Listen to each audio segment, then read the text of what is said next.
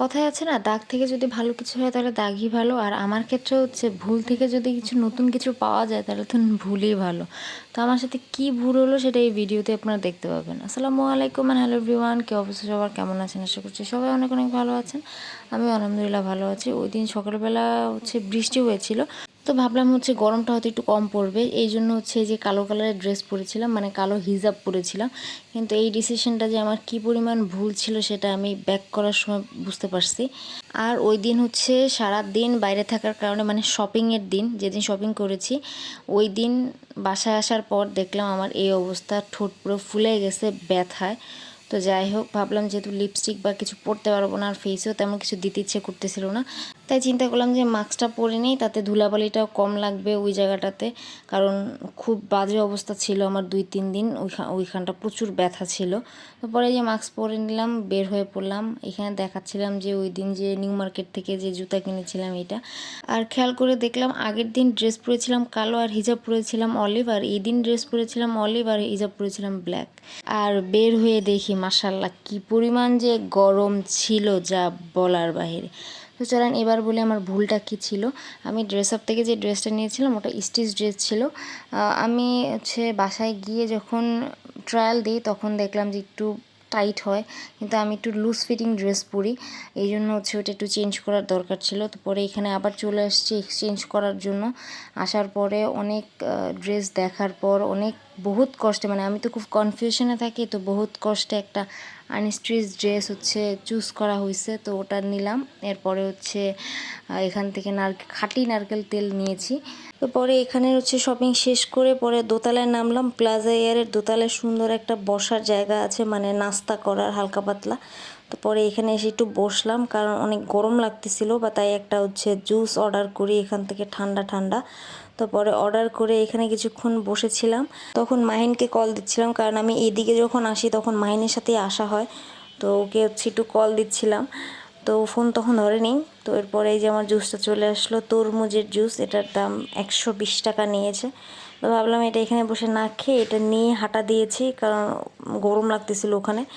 তো ভুল তো বললাম কি ভুল হয়েছে, এবার ভালোর দিকটা আপনাদেরকে বলি। ওখান থেকে বের হয়ে আমি চলে গিয়েছিলাম মাইডাস সেন্টারে আবারও, কারণ ওই দিন আবারও ওখানে একটা ফেয়ার চলতেছিল, যেটা হচ্ছে প্ল্যানিং বাই শেক্সের।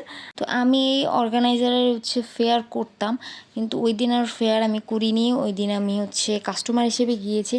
তো ভাবলাম ধানমন্ডি যেহেতু গিয়েছি আর হঠাৎ করে মাথায় আসছে যে ওখানে তো একটা ফেয়ার চলতেছে, তো ভাবলাম যে যাই ওখানে একটা ঢু মেরে আসি।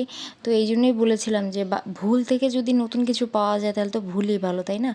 মানে ভুল হয়েছিল বিধায় আমার ওখানে যাওয়া হয়েছিল, না হলে ওদিকে যাওয়া হতো না, আর এই ফেয়ারটাও ভিজিট করা হতো না। আমি এই ফেয়ার থেকে টুকটাক আরও কিছু শপিং করেছি, মানে নতুন কিছু পাওয়া গিয়েছে। আর এখানে অনেকগুলো স্টল বসে, প্রায় 80টার মতো, তো অনেক কিছু দেখে শুনে বুঝে কেনা যায় এখান থেকে। তো আমি তেমন কোনো ভিডিও করতে পারিনি, কারণ আমার হাতে অনেক ব্যাগ ছিল। তো আমি যেই স্টল থেকে শপিং করেছি সেখান থেকে কিছু ফুটেজ আমি নিয়ে রেখেছি। যেমন এই ইভোডিয়া থেকে আমি হচ্ছে পারফিউম নিয়েছি, পারফিউম অয়েল। ওখানে অফার চলতেছিল বাই 3 গেট 1। তো পরে ভাবলাম যে আচ্ছা ঠিক আছে, মাহিনকে একটা ভিডিও কল দিয়ে দেখি ও নিবে কিনা। তো পরে ও ভিডিও কল দেওয়ার পর ও এখান থেকে কিছু নিয়েছে, আমি নিয়েছি। আর এখানের প্যাকেজিংটা অনেক সুন্দর, আমার কাছে পার্সোনালি খুব ভালো লাগছে প্যাকেজিংটা। পরে এই যে এই 3টা নেওয়া হয়েছে, নাম তো দেখতেই পাচ্ছেন, আর যেটার কোনো লেভেল নেই, মানে নাম দেওয়া নেই, সেটা হচ্ছে গিফটেড ছিল, কিন্তু আমার কাছে গিফটেডটাই বেশি ভালো লাগছে আর কি। তারপরে এখান থেকে চলে গিয়েছিলাম আমার এক ফ্রেন্ডের স্টলে, মানে ও হচ্ছে ডিজাইনার, এই ড্রেসগুলো ডিজাইন করে। এখানে অনেক ড্রেস আমার পছন্দ হয়েছে, কিন্তু আমি তো অলরেডি ড্রেস কিনে ফেলেছি, না হলে এখান থেকে হয়তো ঈদ শপিংটা করতাম। এরপর চলে গেলাম আর একটা পরিচিত আপুর স্টলে, কারণ আমি যেহেতু এই অর্গানাইজারের ফেয়ার করেছি, তো অনেক পরিচিত স্টলার পাওয়া গেছে অনেক আপুদের। তো এখান থেকে হচ্ছে ড্রেস পছন্দ হয়েছে, মানে গেঞ্জি। তো এখান থেকে 2টা গেঞ্জি নিয়েছি, অনেক সফট, অনেক পাতলা, গরমের জন্য আরাম।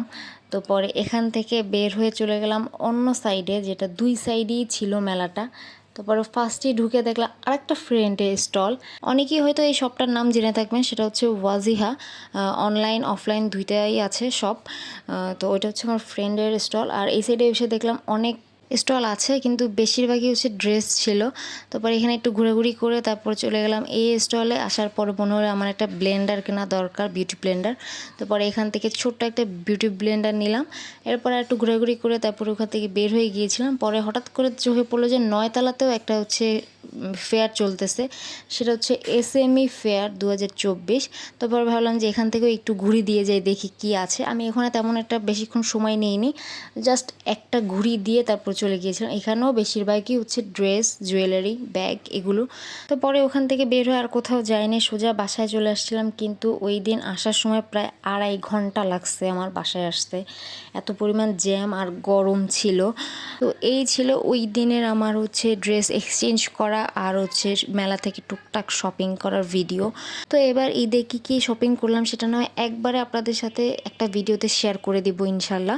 তো আমার এই ভিডিওটা আজকে কে কোথা থেকে দেখেছেন সেটা অবশ্যই কমেন্টে জানাবেন।